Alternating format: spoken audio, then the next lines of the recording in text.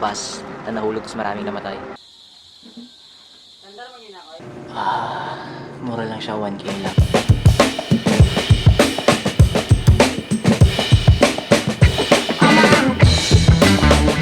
Wala sang bata nga ginasabak ang kabalon niya, wala bayad.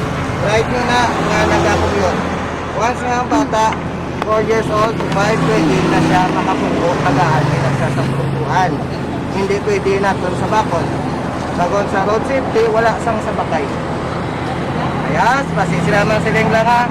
Hindi abayran na, hindi nyo na dapat pagbayaran. That is right sang bata. Kahit na doon na computer for safety. Yes, para mabalaan mo lang mo. Alam mo, may ibang nakonduktor yung mga mata sa bakalan. Sir, kaya kung hindi bayaran mo na, hindi pwede. Dapat tinatagaan sa plongkuan para sa ila safety. So yan, medyo pinahinto kami ng parang sa munisipyo yata ito. Chinek yung mga papel kung rehistrado ba yung sinasakyan namin. So may violation yung yun. Pero ano lang siya, parang lecture na sa susunod dapat kompleto kasi sa safety ng mga pasahero at mga bata kailangan. So pero go pa rin, pinagbigyan pa para ayusin lang yun. At dito bilang pasahero o commuter, nalaman ko na ang isang bata na isang pasahero ay may karapatan pala na umupo at hindi kailangan kalungin ng magulang nila or pabayarin. So ang laking tulong nito na magka-idea tayo, hindi kailangan ito bayaran.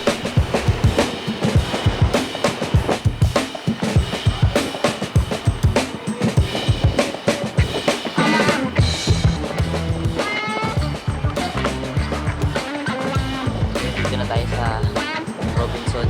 Dito yung unang babaan talaga. So pupunta naman natin is papuntang Muhon. Tanong tayo.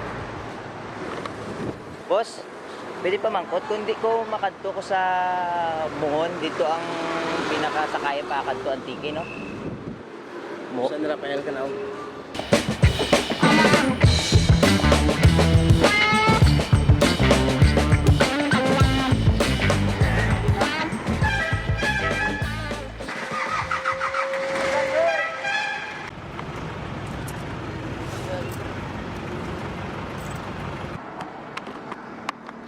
So yung kakababa lang natin Antique. So Muhon Terminal ang pinakasakayan ng papuntang Antique. So yun, dito na tayo sa series San Jose. Konti pa yung mga tao, hindi naman tayo nagmamadali. Kain muna tayo, kain. Hindi mo na eh.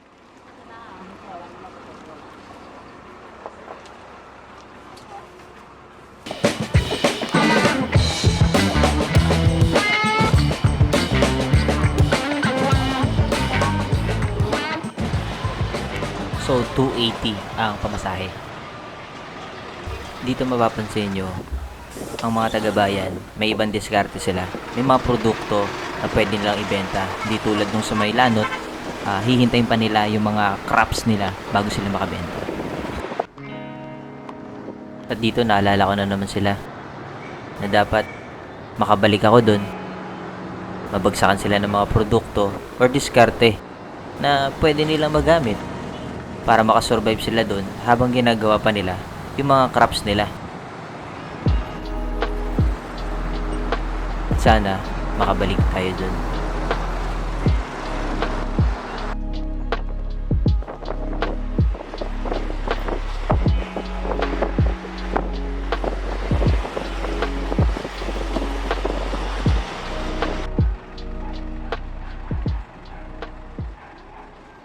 So yun, nag-stop over muna kami.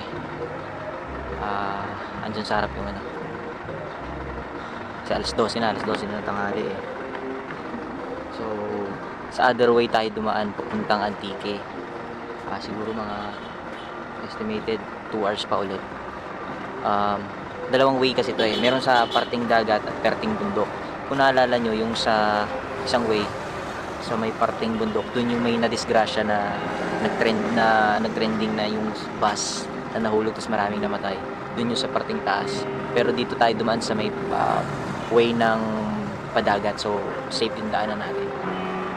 Naalala ko yung Black African ko na kaibigan. Napasama dyan sa accident na sa bus na yan. No? So,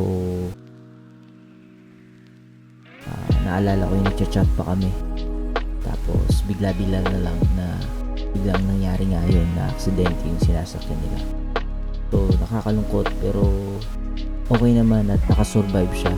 So, ang mapapayo ko lang sa bawat biyahe natin, mag-pray talaga tayo at kung saan man tayo mapunta, mag-pray tayo lagi.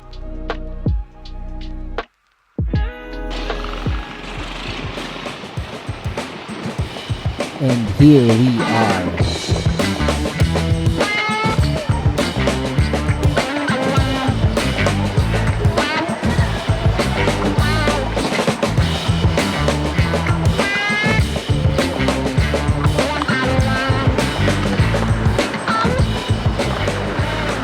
So yun, nandito na tayo sa San Jose Antique.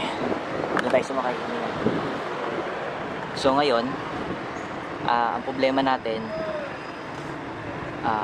hindi pa tayo nakakahanap ng matutuluyan dito sa San Jose. May mga kinokontak tayo pero hindi pa natin sure kung pwede na bang stayan. So naghihintay tayo ng message. Pero unahin natin siguro muna. May motor kasi ako ditong iniwan eh. Naayos na yun siya. Naayos na.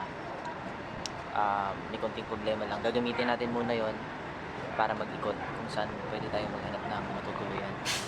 So, another chapter. So, sasakay tayong tricycle ngayon. Papunta dun sa location ng motor natin.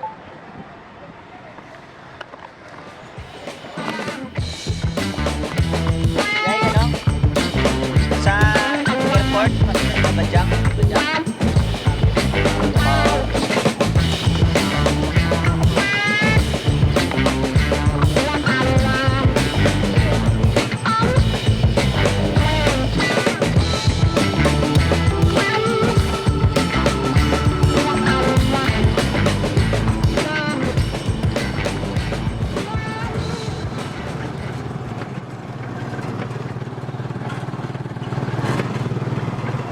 Bago ngayon na sunset ay pinagbago. And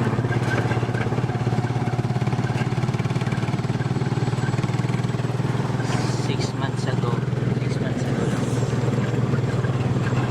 Kadya, okay ron? Okay sa undal tanaan. So, ito yung motor natin.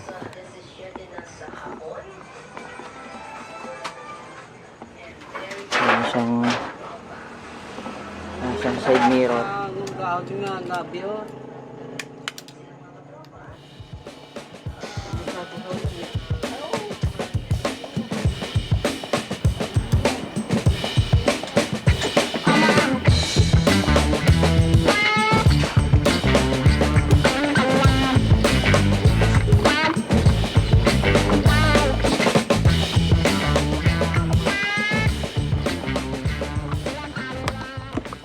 So yun ay umandar ng motor natin. Lahin nilakad natin doon. Siguro sa tagal na hindi ginagamit, kailangan daw painitin yung battery, paandarin. Yung sinipa, kinikomandar siya.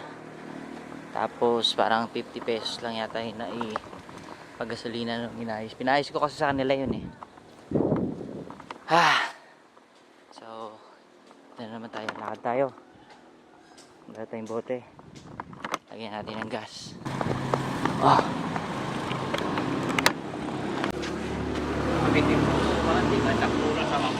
Ha? Kung may ura o yung budo?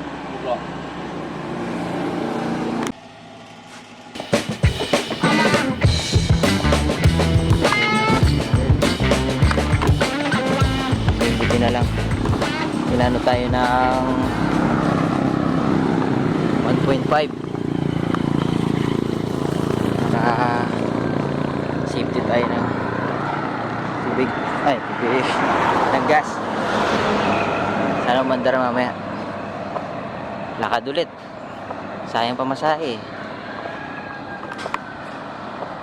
May nakita akong ano bentahan ng buko. Palamig muna tayo doon.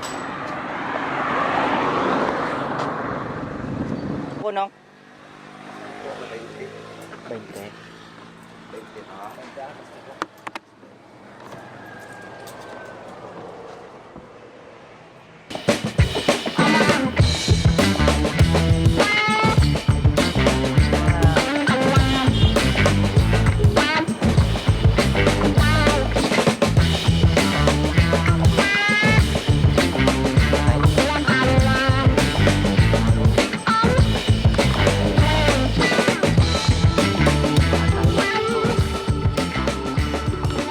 malayo po siya. Ayun. Madalang kasi ang dumadaan dito yung tricycle. Kaya kung maghihintay ka, ano ko po. Mahihirapan ka. Kaya dito lakarin mo na lang. O isipin mo. Bihira dumaan.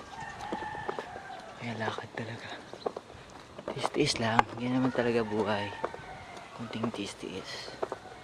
Everything is under control.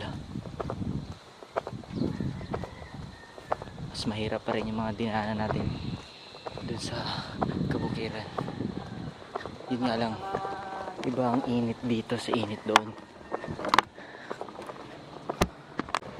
Hoy! So dito na tayo. Lagyan natin ng gasolina. Wala, parang di yata nilagyan nila eh. Bago kamera mo ah.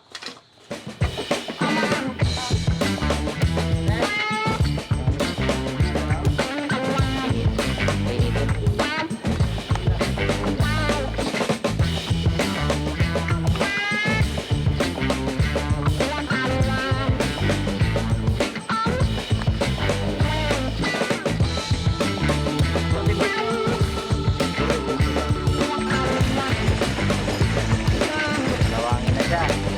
Sobrang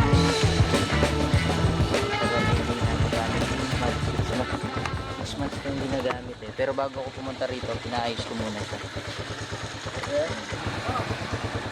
Ang kadena niya. Kalawang.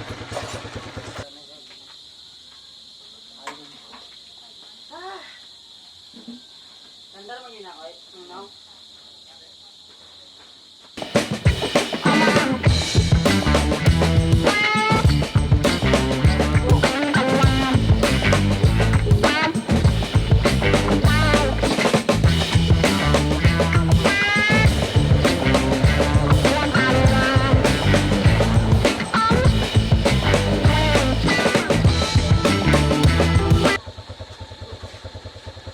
Sabi, painitin lang muna. So yun, painitin muna natin. Mamaya, pag okay na siya, problema nito, wala tong brake sa likod. Pero naman sa harap, pitik-pitik lang pag meron. Kasi wala pa. Nagtatrabaho kasi yung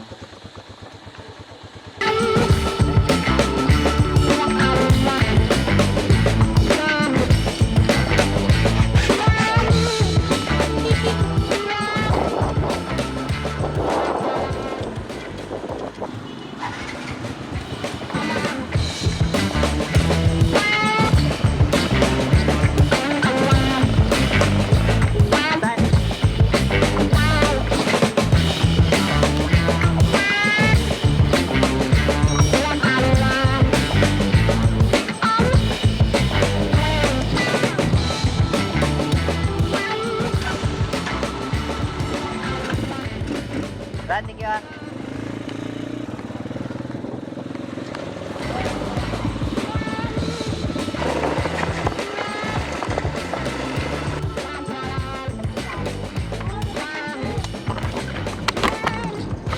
Yan. May nakita tayong boarding house.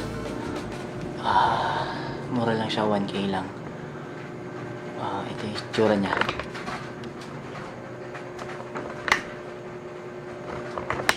Wala siyang phone. May isang electric fan. Isang ilaw. Medyo malambot yung ano.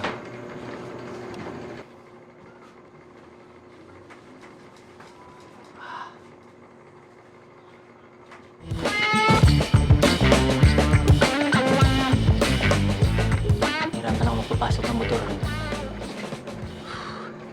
Laki kasi ng motor, malaki. So dito tayo mag-temporary stay.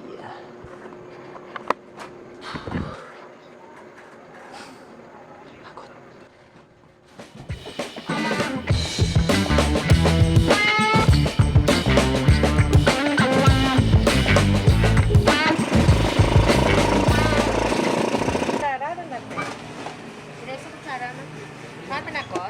Diyan tayo.